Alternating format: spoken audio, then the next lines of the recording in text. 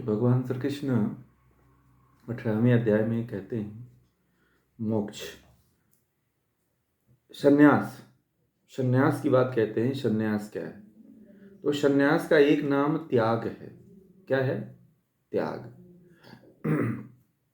संन्यास का एक नाम है जिसको त्याग कहते हैं। यदि आपके जीवन में त्याग है तो संन्यास है, यदि आपके जीवन में त्याग नहीं है तो संन्यास नहीं है। तो आगे कह रहे हैं कि पहले श्लोक में कह रहे हैं कि हे अर्जुन, अर्जुन ने कहा, हे महाबाहो, हे ऋषिकेश, हे वासुदेव, मैं त्याग के तत्व को पृथक पृथक जानना चाहता हूँ, मुझे बताओ। मैं त्याग के तत्व को पृथक पृथक जानना चाहता हूँ, मुझे बताओ।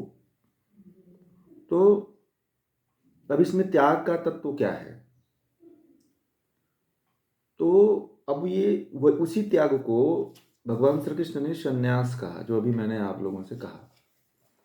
तो आगे कह रहे हैं, भगवान श्री कृष्ण बता रहे हैं कि त्याग क्या है, संन्यास आप कैसे अपने जीवन में ले सकते हो। इस गृहस्थ जीवन में रहते हुए आप अपने आपको संन्यास में कैसे बना सकते हो, संन्यास में जीवन कैसे जी सकते हो। तो कहते हैं कि कृष्ण ने कहा, विद्वान पुरुष काम्य कर्मों के त्याग को संन्यास कहते हैं। विचारशील लोग सब कर्मों के फल को त्याग कहते हैं। तो जो विद्वान पुरुष होता है वह काम्य, मतलब जो कामना वाले कर्म होते हैं, जो कामना पूर्वक जो कर्मों के त्याग को ही संन्यास कहते हैं। जो विद्वान लोग होते हैं कि कोई भी कर्म करो तो उसमें कामना मत रखो। कामना पूर्वक यदि आप कोई कर्म कर रहे हो, ठीक है, तो वह संन्यास नहीं होगा। कामना का त्याग करके यदि आप करते हो तो आप समझो कि संन्यास ही कर रहे हो, सन्यासी जैसा जीवन ही जी रहे हो। कामना का त्याग कैसे करोगे? अब जैसे मान लीजिए आप का परिवार है, फैमिली है, घर द्वार है, सब कुछ है, परंतु क्या उसे में आपकी कामना है कि नहीं है? बताएं। है ना? आपके पास जितनी वस्तुएं हैं उन सभी के प्रति कामना है, आसक्ति है, लगाव है, अटैचमेंट है ना? जब सभी के प्रति आपका कामना है, लगाव है, अटैचमेंट है, तो आपका यह संन्यास नहीं हुआ। यदि ये सब रहते हुए आपके मन के भीतर ये कामना हट जाए कि ये मतलब ये रहे या ना रहे, तब भी मैं रहूंगा, ये भावना रखिए कि ये रहे या ना रहे तब भी मैं रहूंगा और मेरा भाव रहेगा, परमात्मा का भाव रहेगा। इसको संन्यास कहते हैं। ये ऐसा यदि आपके भीतर भाव है तो इसको कहते हैं कि यह मोक्ष संन्यास है। तब आपके अंदर त्याग की भावना है। आपके अंदर त्याग की भावना होनी चाहिए। कैसी होनी चाहिए? आपके पास सब कुछ होकर के भी कुछ नहीं हो, ये संभव है? क्यों संभव नहीं है क्या? बताएं। है ना? कि सब कुछ रह करके भी नहीं है, ये भावना आपके भीतर आ जाए तो इसी को कर्म, काम्य कर्म कहते हैं, संन्यास कहते हैं। सब कुछ होकर के भी सबका त्याग कर दें कि मेरा कुछ नहीं। ये भावना यदि आपने अपने भीतर ठान लिया, रख लिया, तो इसको जो है संन्यास कहते हैं। और जो विचारशील लोग सब कर्मों के त्याग को त्याग कहते हैं। और जो कुछ ज्ञानी लोग तो ऐसे कहते हैं, विद्वान लोग तो ऐसे कहते हैं, परंतु जो कुछ विचारशील लोग होते हैं, केवल विचार करते हैं कि ये नहीं, ये होना चाहिए, ऐसा नहीं, ऐसा होना चाहिए, तो वो लोग कहते हैं कि सब कुछ छोड़ दो। परंतु ये क्या सब कुछ छोड़ना संभव है क्या? बोलिए, नहीं संभव है ना। भाई शरीर के निर्वहन के लिए तो भोजन चाहिए, वस्त्र चाहिए, मकान चाहिए, गाड़ी चाहिए, तो चाहिए ना। ये सब आपके पास, हर व्यक्ति के पास चाहिए। चाहे साधु हो उसको भी चाहिए, एक सन्यासी हो तो उसको भी चाहिए, एक गृहस्थ है तो उसको भी चाहिए। चाहिए कि नहीं चाहिए? अब जैसे कुछ लोग परिभाषा ये देते हैं कि साधुओं को जो है गाड़ी की, घर की, ये क्या आवश्यकता है। तो ये नहीं, ये वास्तविकता परिभाषा नहीं है। वह जिएगा आपकी तरह ही, परंतु आपके में और उसकी भावना में अंतर पड़ जाता है। आपके प्रति आपका जो है उस सभी के प्रति कामना होती है, सभी के प्रति अटैचमेंट होता है, सभी के प्रति लगाव होता है। बात समझ रहे हैं? परंतु जो साधु होता है, जो सन्यासी होता है, उसके पास सब कुछ रहते हुए भी झोला उठा के चल देता है, कुछ नहीं होता है। समझ रहे हैं? उसके अंदर ये भाव होता है। और जब इस तरह की जब भावना जिसके अंदर आ जाए, और जो केवल ये कहता है कि सब कुछ छोड़ दो, जो कह देता है कि सब कुछ छोड़ दो, भीख मांग के खाओ, तो ये सन्यासी है क्या? नहीं, ये सन्यासी का लक्षण नहीं है, ये सन्यास नहीं है। आप दरिद्र हो जाओगे। दरिद्र व्यक्ति, भूखा व्यक्ति भजन कर सकता है क्या?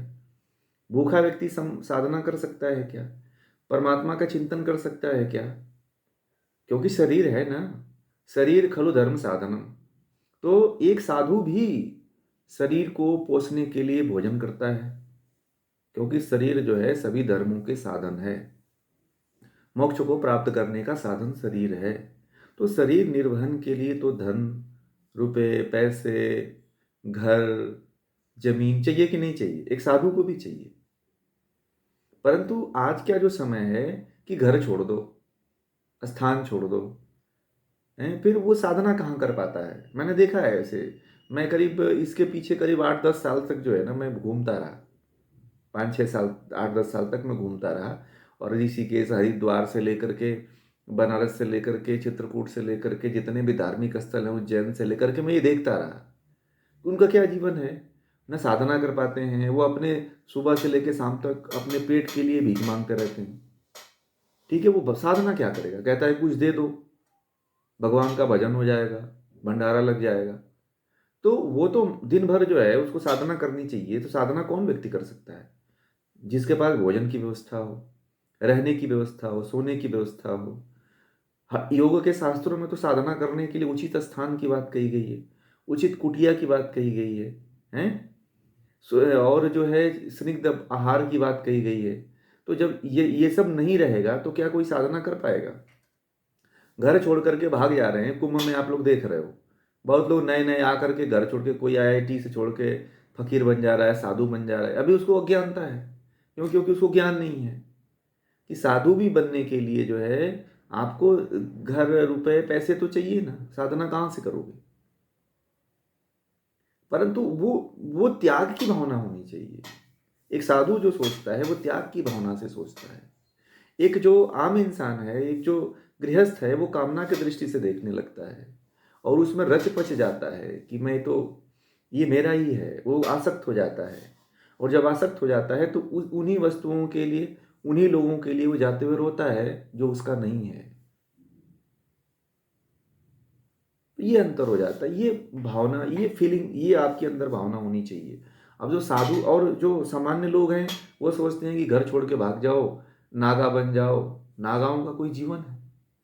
न शुद्ध खाने को मिल रहा है, न शुद्ध सोने को मिल रहा है, न ओढ़ने को मिल रहा है कुछ, न पहनने को मिल रहा है, न सुविधा मिल रही है कुछ। साधना क्या करेगा वो? महात्मा बुद्ध 12 वर्ष तक तप करते रहे। किसी ने कह दिया उनको कि भूखे रहो तो तुम, परमात्मा तुमको मिल जाएगा। बहुत दिनों तक भूखे रहे। परमात्मा क्या, उनका प्राण निकलने लगा। फिर जाकर के एक वैश्या के यहाँ उसने गए, बोले माता मुझे कुछ खिलाओ। उन्होंने खीर बना के खिलाया उनको। जब पेट में गया तब वो सोचे कि हाँ, अब भगवान की भक्ति हो सकती है, साधना हो सकती है, ध्यान हो सकता है। तो जो ये ऐसा कहते हैं कि घर द्वार छोड़ दो, या घर द्वार छोड़ के भाग जाओ, या तुम ऐसे सन्यासी बन जाओ, तो कहीं पे वानप्रस्थ का मतलब कि पहले पहले वनों में जो है ऋषियों के आश्रम हुआ करते थे। तो लोग जो है नगर छोड़ करके ऋषियों के आश्रमों में जाकर के तप किया करते थे। आज वैसी व्यवस्था नहीं। आजकल खुले जंगल में आश्रम नहीं है, आजकल शहरों में आश्रम है। समझ रहे हैं ना? तो वहां लोग जो है जाकर के साधना करते हैं। परंतु ज्ञान मुख्य होना चाहिए। ज्ञान यदि आपके पास नहीं है, ऐसे भटकने से कोई मतलब नहीं है। ठीक है, आगे कहते हैं,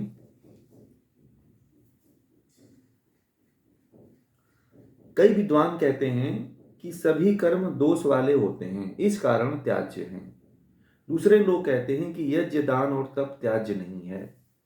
देखिए, कई विद्वान लोग ऐसे कहते हैं, भगवान श्री कृष्ण कह रहे हैं कि कई विद्वान लोग ऐसे कहते हैं कि सभी कर्म दोष वाले होते हैं।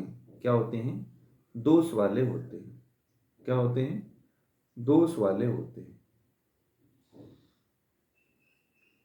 ठीक है, सभी कर्म क्या होते हैं? दोष वाले होते हैं। और ये भी कह रहे हैं कि इस कारण त्याज्य है, इस कारण छोड़ने योग्य हैं। कोई भी कर्म, आप ही बताइए, सभी कर्म दोष वाला है क्या? सभी कर्म दोष वाला होता है? नहीं होता है। परंतु कुछ लोग ऐसा मानते हैं, भाई कर्म करो, कर्म करने के लिए तो भगवान ने स्वतंत्रता दे रखी है। परंतु कुछ लोग ऐसा कहते हैं, दूसरे लोग ये कहते हैं कि यज्ञ दान और तप त्याज्य नहीं है। कई लोग कहते हैं कि कर्म करना त्याज्य है, कर्म मत करो। भाई कर्म नहीं करोगे तो खाओगे क्या? कर्म नहीं करोगे तो तुम्हारा जीवन का निर्वहन कैसे होगा? तुम्हारी मुक्ति कैसे होगी? और कहते हैं कि यज्ञ दान और तप त्याज्य नहीं है। कई ऐसे लोग कहते हैं कि ये जो कर्म होता है दुनिया का सबसे श्रेष्ठ कर्म होता है कि आप यज्ञ करो, दान करो और तप करो। अब ये पहले इसकी महिमा बहुत थी, अब इसकी महिमा घट गई है। अब आजकल लोग जो है ना यज्ञ करते हैं, न दान देते हैं, न तप करते हैं। तो इन कर्मों को करने वाला ही वास्तव में जो है वास्तविक कर्म होता है, कर्म श्रेष्ठ कर्म है। यज्ञो वही श्रेष्ठ कर्म कहा गया है कि यज्ञो वही श्रेष्ठ कर्म। तो यज्ञ से बड़ा श्रेष्ठ कर्म कुछ है ही नहीं है। दान से बड़ा श्रेष्ठ कर्म कोई है ही नहीं है। तप से बड़ा कोई श्रेष्ठ कर्म है ही नहीं है। तो यदि आप ऐसे कर्म करते हो तो वास्तविक कर्म करते हो। अगर इस तरह का कर्म आपका नहीं है तो फिर आप कर्म नहीं करते हो। बाकी जो आप ये सोचते हो कि घर छोड़ दूंगा, फलाना नहीं काम करूंगा, मैं अपना नौकरी नहीं करूंगा, पैसा नहीं करूंगा, ये नहीं करूंगा, वो नहीं करूंगा, तो ये कर्म तो करना ही पड़ेगा। जीवन तो निर्वहन करना है। तो कर्म तो करना पड़ेगा ना। आगे आगे कहते हैं कि इस कारण हे अर्जुन मेरी निश्चित सम्मति सुन। वह यह है कि त्याग भी 3 प्रकार का है। अब कह रहे हैं कि हे अर्जुन, अब तो मेरी निश्चित जो मेरी मति है, कई कई विद्वान लोग तो ऐसी ऐसी बातें करते हैं, ठीक है, परंतु एक बार तू मेरी मति को जान ले कि मैं क्या कहता हूं।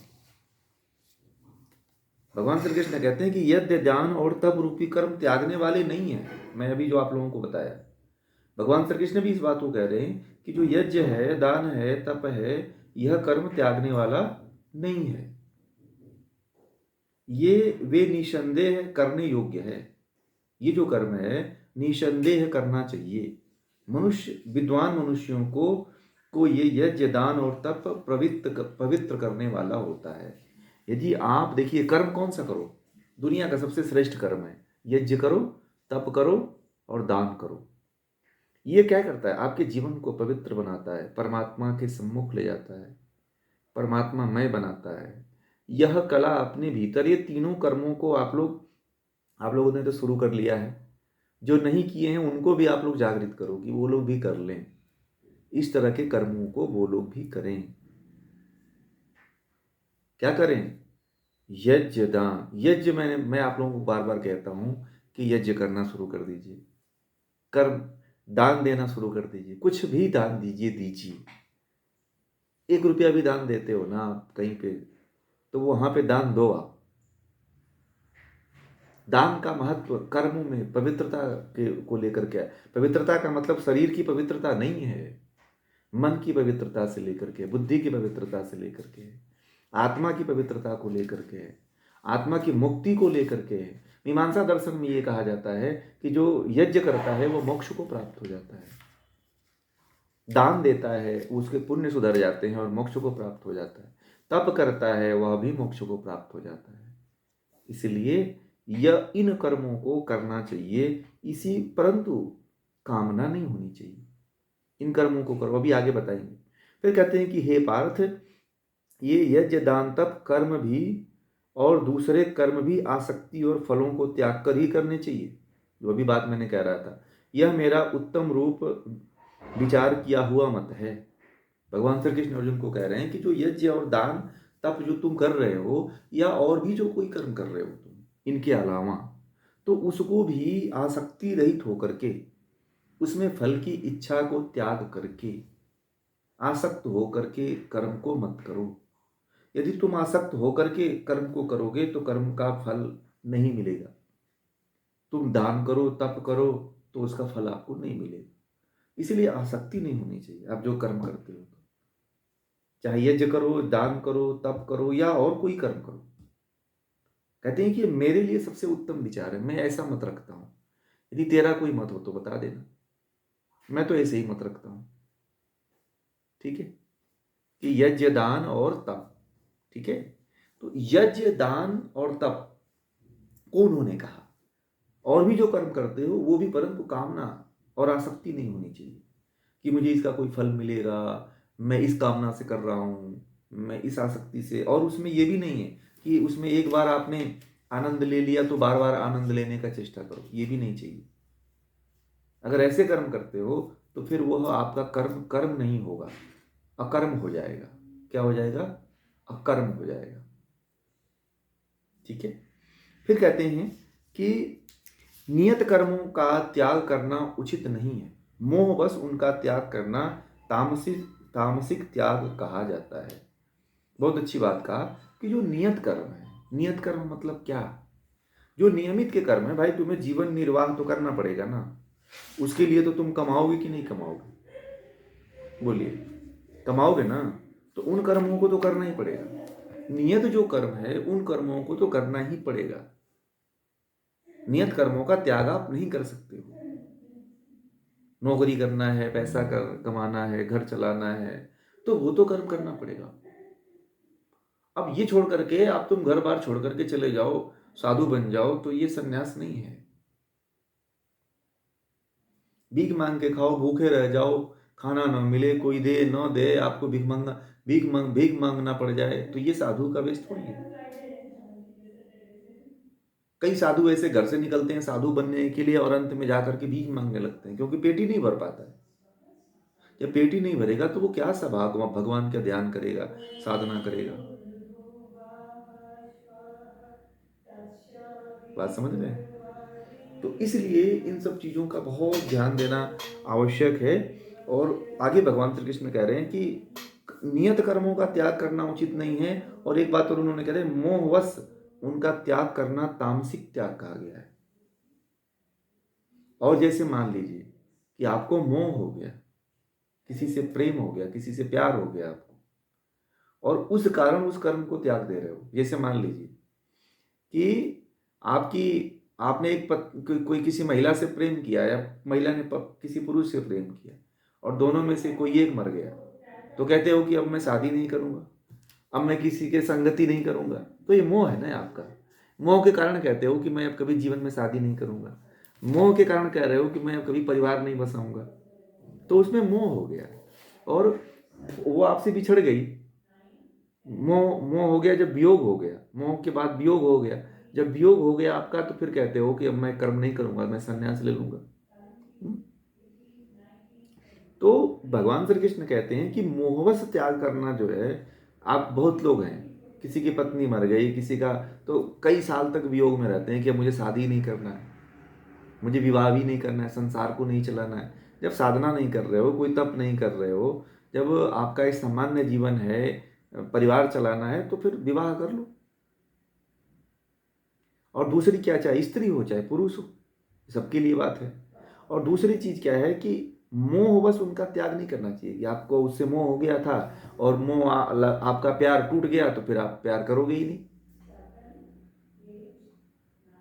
भगवान श्री कृष्ण इसको भी कहते हैं कि इसको भी नहीं, ये भी तामसिक त्याग है। इस त्याग की कोई गणना ही नहीं होती है। अगर इस तरह, आज बहुत से सन्यासी क्या हैं, बहुत से सन्यासी और बहुत से योगी लोग ऐसे ही मिलेंगे जो कोई प्रेमिका ने छोड़ दिया, शादी नहीं किया, तो उसके उस मोह में आकर के वो आप पूरे जीवन शादी नहीं किए। बात समझ रहे हैं? या पूरे जीवन उस तरह का संगति नहीं किए, और मन में वो टसन तो रहती है, तामसिकता तो रहती है, और वह व्यक्ति को कहीं ना कहीं ले डूबोती है। तो तामसिकता नहीं होनी चाहिए। ये जो त्याग है आपका, वो तामसिक त्याग है, दिखावा वाला त्याग है। अगर इस तरह का आप त्याग करते हो तो केवल अपने आप को संतुष्टि दे रहे हो। और इस तरह का त्याग जो है आपको गर्त में ही लेकर के जाएगा, नरक में ही लेके जाएगा, आपको डुबोएगा ही वो, आपकी मुक्ति नहीं होने वाली। बार बार जन्म लोगे, बार बार। अब ये तो एक बार तो भगवान ने जन्म दे दिया, अब इतने अच्छे कर्म इस बार भी नहीं किए, मोह में अपने प्राण को निकाल दिए, तो दूसरा जन्म थोड़ी देने वाला है परमात्मा। फिर आपको कहीं कीड़े मकोड़े, बिच्छी, मच्छर, उल्लू, बिल्ली, ये सब बना देगा आपको, भोगते रहो, मजे लेते रहो।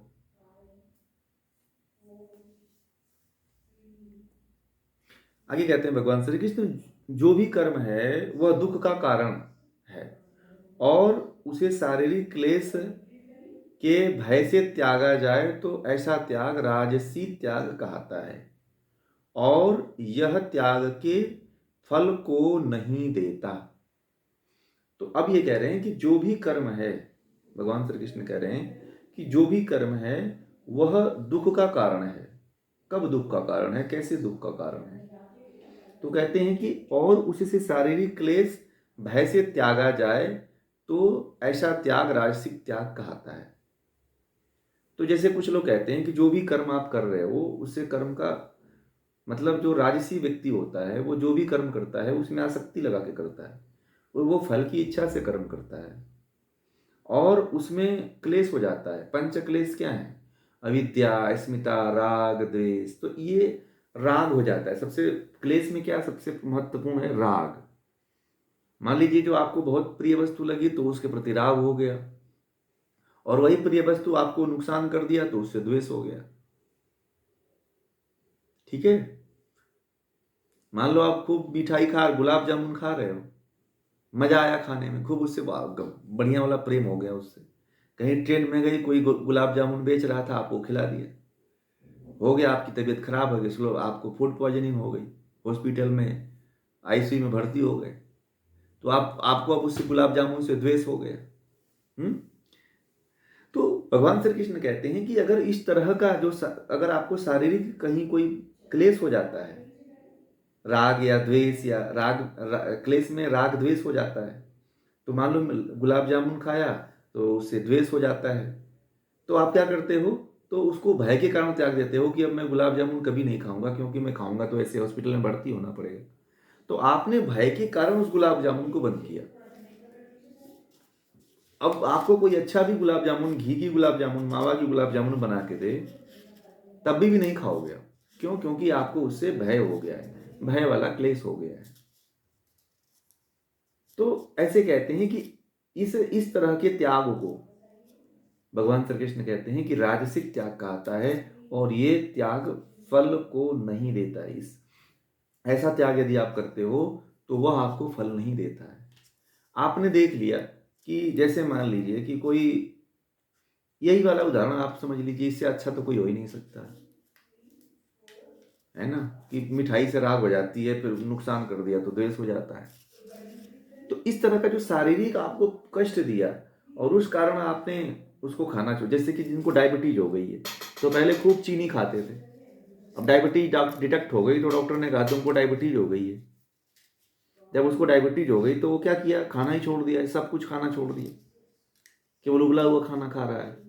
तो वो खाने से उसको द्वेष होगा, क्योंकि उसको ये पता चल गया कि हमारे शरीर को ये कष्ट दे रहा है, तो इसलिए उसको द्वेष हो गया। तो भगवान श्री कृष्ण कहते हैं कि ये जो त्याग होता है वो राजसिक त्याग कहलाता है, ये सात्विक त्याग नहीं है। क्योंकि आपको क्लेश के कारण आप सम्यक रूप से मध्यम मार्ग पे नहीं हो, या तो इस ओर हो तो आप उस छोर पे हो, आपका मार्ग ऐसा है, आपका जीवन ऐसा है, और छोर पे हो आप।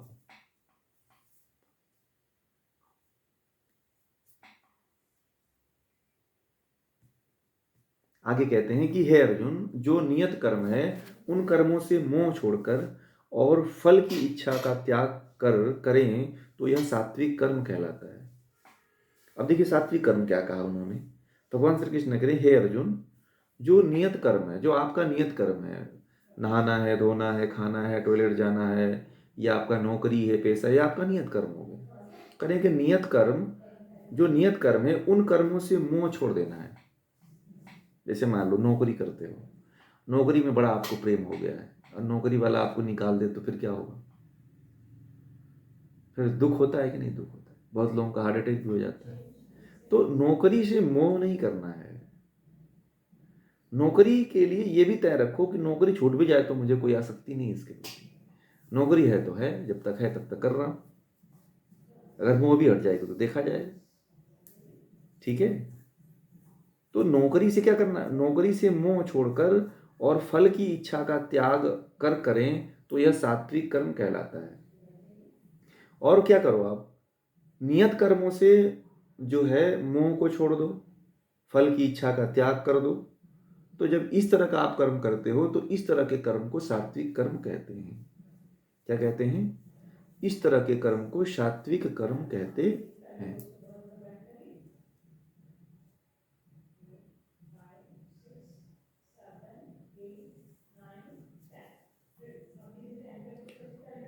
जैसे मान लीजिए कि नियत कर्म है आपके, आप नहाना धोना करते ही हो, पूजा पाठ करते ही हो, और नौकरी जाते हो, अपना जो भी अपना कर्तव्य हो वो करते हो, तो उस कर्तव्य को करते हुए उसमें आसक्त नहीं होना है,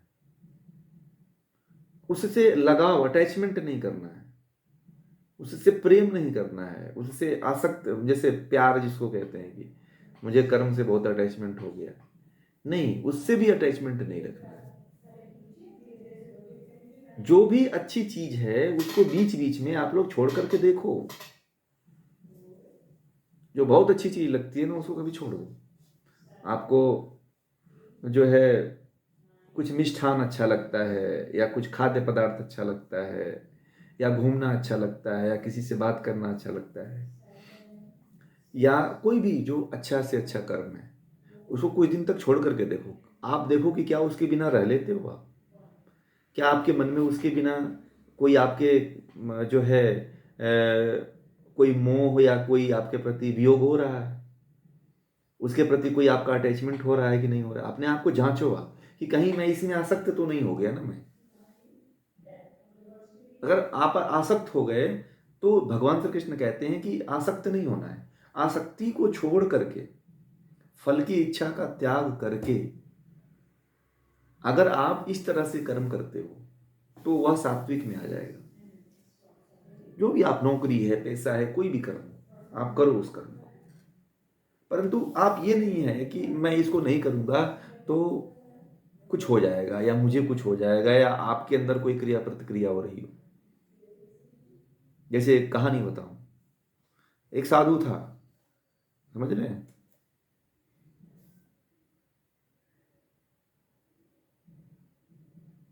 तो किसी ने उसको कहा कि फलाने राज्य में चले जाओ, वहां पे भोजन, ऐसे ही कोई भी व्यक्ति चला जाए उसको बिना कर्म किए भी भोजन मिल जाता है। ठीक है। तो वो चला गया, तो उसके गुरु ने कहा कि देखो, तुम जिसके लिए जा रहे हो ना, उसके प्रति त्याग की भावना रख के जाना। ठीक है। बोला ठीक है गुरु जी, मैं ऐसा त्याग की भावना लेकर के जा रहा हूं। फिर गया वो। अब उसे भोजन पूरा मिलने लगा। उस रात की ऐसी व्यवस्था थी कि कोई भी आता था, कितने दिन भी रहे, उसको भोजन मिलता था।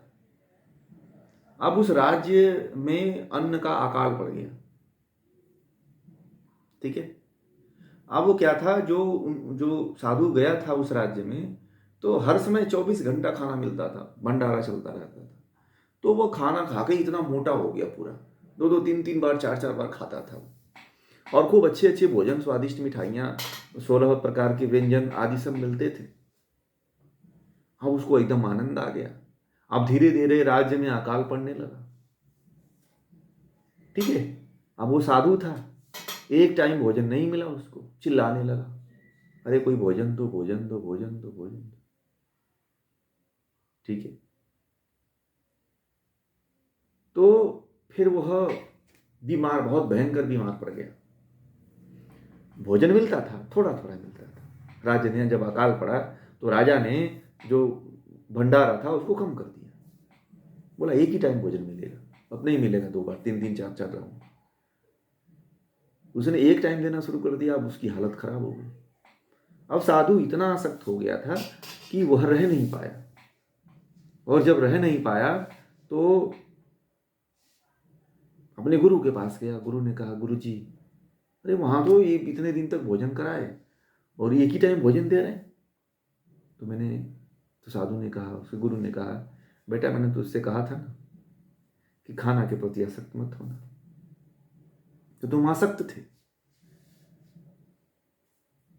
ठीक है, अब उसको बड़ी बड़ी बीमारियां हो गई, रोग हो गए। भाई खाने से तो रोग होती। तो किसी भी कर्म को कर रहे हो तो उस कर्म के प्रति, कोई भी कर्म हो, आपका नौकरी है तो नौकरी के प्रति भी आसक्त नहीं होना है। नौकरी रहे तब भी ठीक, नहीं रहे तब भी ठीक। भगवान ने आपको दिमाग दिया है, बुद्धि दिया है, मन दिया है, चित्त दिया है, हाथ दिया है, पैर दिया है, बहुत कुछ जीने का सहारा है। आप जी सकते हो, आसक्त नहीं होना है। चले तो बहुत अच्छी बात है, लाइफ टाइम चले तो बहुत अच्छी बात है, आप कर्म करते रहो, परंतु आसक्ति नहीं रखनी है किसी भी प्रकार की। तो ये जो ऐसे जब आप कर्म करोगे तो वह कर्म जो होता है वो सात्विक कर्म में गिना जाता है। वह जो कर्म होता है वो सात्विक कर्म कहलाता है। आगे कहते हैं कि अकुशल मतलब जो कुशलकारी न हो, कर्म में द्वेष नहीं करता, और कुशल मतलब कल्याणकारी कर्म में मोह नहीं करता, सत्व गुण से युक्त पुरुष संशय रहित बुद्धिमान और त्यागी कहा जाता है। ठीक है, क्या कहता है? बुद्धिमान और त्यागी कहा जाता है। मतलब ये कह रहे हैं कि जो अकुशल है, जो उसमें कुशल नहीं है कोई काम करने में, कुशल कर्म, अकुशल मतलब कर्म से द्वेष नहीं करता, मतलब कर्म से द्वेष नहीं करता और कर्म में मोह नहीं करता। कोई भी कर्म है, कोई उसे कोई भी कर्म दे दिया जाए, ये नहीं कहता है कि छोटा कर्म है। कोई भी दुनिया में कर्म हो, उस कर्म को करो, चाहे छोटा हो चाहे बड़ा हो, उस कर्म को करना चाहिए। भगवान श्री कृष्ण कहते हैं कि किसी भी कर्म से द्वेष नहीं करना चाहिए। इसलिए भगवान श्री कृष्ण ने एक ऐसा कर्म उठाया, वो कौन सा कर्म था बताइए? वो कौन सा कर्म था? सारथी का। सारथी बने, उनको एकदम सबसे निकृष्ट कोटि का उन्होंने कर्म को चुन लिया, उसको भी महान बना दिया। तो कर्म कोई भी हो, उस कर्म को छोटा मत समझो आप कि ये मेरा छोटा कर्म है, मेरी इसमें बुराई होगी, मेरा अपमान होगा, लोग क्या कहेंगे। तो कहते हैं कि कोई भी कर्म जो है वह उस कर्म से द्वेष नहीं करना चाहिए। आपको कोई भी, जैसे कि अभी मान लो अधिकारी वर्ग में हो, आपको सरकार ने निलंबित कर दिया, आप थे आईएएस लेवल पे, आपको पहुंचा दिया हवलदार पे, एक सब इंस्पेक्टर लाके बना दिया, तो क्या करोगे फिर करो, उसी को करो, मन लगा लो, फिर मन पर द्वेष करो। तो वही भगवान श्री कृष्ण कहते हैं कि कर्म से द्वेष नहीं करना है और कर्म में कुशलता पूर्वक, कर्म से मोह का त्याग कर देना है कि मुझे तो आईएएस ही बन करके नौकरी करना है, मुझे इंस्पेक्टर नहीं बनना है। अगर इस तरह की अकड़ है तो सरकार कहती है कि तो बोरिया बिस्तर बांध के घर चले जाओ। ठीक है, तो कर्म को कह रहे हैं कि कोई भी कर्म से द्वेष ना करो, क्योंकि जो कर्म होता है, कर्म में अगर तुम जो पहले वाला कर्म कर रहे थे उससे अगर मोह कर दिया तो तुम सत्व गुण से युक्त नहीं रहोगे। परंतु जो इस तरह का कर्म करता है, कर्म से द्वेष नहीं करता है, जो उसको कर्म दिया जाता है उस कर्म को 100% निर्वहन करता है, तो कहते हैं भगवान श्री कृष्ण सत्व गुण से युक्त पुरुष संशय रहित बुद्धिमान और त्यागी कहा जाता है। वही व्यक्ति क्या कहलाता है? बुद्धिमान और त्यागी कहा जाता है, जो कर्मों में कभी ऊंच नीच की भावना नहीं रखता है। अगर उसे कह दिया जाए, इसी को कर्म संन्यास कहते हैं, कह दिया जाए कि लैट्रिन साफ कर लो, चाहे कोई कितना भी बड़ा व्यक्ति हो, उसको कह दिया जाए कि ये झाड़ू लगा लो। संन्यास का मतलब यही है कि आप कोई भी छोटा से छोटा कर्म हो, आप कितने बड़े से बड़े पद पे हो, परंतु अपने अहंकार को समाप्त करना है तो कर्मों से द्वेष मत करो। बहुत से लोग आपको मिलेंगे जो बड़े बड़े पदों से रिटायरमेंट होते हैं, या आपको नेता वर्ग में देखना, राजनीति वर्ग में बड़े वो अहंकारी होते हैं। जो एक गांव में प्रधान भी बन जाता है ना, तो उसके अंदर भी बड़े अहंकार आ जाते हैं। तो इस तरह की भावना का भगवान श्री कृष्ण कहते हैं ना कि त्याग होना चाहिए। इस तरह का यदि कर्म है तो दुख देगा, सात्विक कर्म नहीं होगा वो। फिर वो राजसिक और तामसिक हो जाएगा और आपको कष्ट देगा, अकड़ नहीं जाएगा। मतलब अकड़ आ गई, मतलब अहंकार आ गया, अकड़ का मतलब अहंकार, यदि अहंकार आ गया तो तामसिक हो गया, वो राजसिक कर्म हो गया। इसलिए जीवन में अर्जुन को क्या करना पड़ा, जब जो जो है पांडव जो है अज्ञातवास में थे, तो कोई घोड़े का लीद साफ कर रहा था, तो कोई किचन में काम कर रहा था, हैं, तो द्रौपदी जो है सेविका बनी थी रानी की। तो इस तरह से वो कर्मों में हीनता नहीं थी उनकी। अज्ञातवास में पांडवों ने क्या किया, नीचे से नीचे कर्म का निर्वहन किया उन्होंने, 1 साल तक, 2 साल तक, 1 साल तक अज्ञातवास में। फिर भी निर्वाण करके देखो अपनी उच्चता। फिर वो जिस राज्य में रहते थे उस राज्य के राजा ने बड़ा सम्मान किया उनका, बड़े बड़े पद को दे दिया उनको, उनकी योग्यता को देख करके। इसलिए चाहे छोटा कर्म मिले चाहे बड़ा कर्म मिले, उस कर्म को इतना निर्वहन कर दो, इतना अच्छी तरह से निर्वहन कर दो कि वह जीवंत, उसमें नया प्राण फूंक जाए, नया प्राण जीवित हो जाए, नया प्राण का सृजन हो जाए। तो इस तरह का कर्म करिए। आपको कह दिया जाए कि ये थोड़ा झाड़ू लगा दो, तो आप अपने अंदर कभी अहंकार की भावना मत रखना कि मुझे झाड़ू लगाने के लिए कह दिए या झाड़ू लगवाने के लिए बोल दिए। तो ये इस अहंकार को समाप्त करने के लिए भगवान श्री कृष्ण कहते हैं, ये और यही संन्यास है। जो इसका त्याग कर देता है असल में वही वास्तविक रूप से सन्यासी हो पाता है, और जो इसका त्याग नहीं कर पाता वो सन्यासी नहीं हो पाता। समझ रहे हैं? तो इस तरह का त्याग की भावना यदि नहीं आप लोगों के भीतर है तो कर्मों में कुशलता नहीं आएगी, और जब कर्मों में कुशलता नहीं आएगी तो जीवन का निर्वहन नहीं हो पाएगा, और जब जीवन का निर्वहन नहीं हो पाता है तो संसार चक्र के काल के गाल में व्यक्ति समाता चला जाता है, उसका जीवन निर्वहन नहीं हो पाता है, वह गर्त में चला जाता है। ठीक है।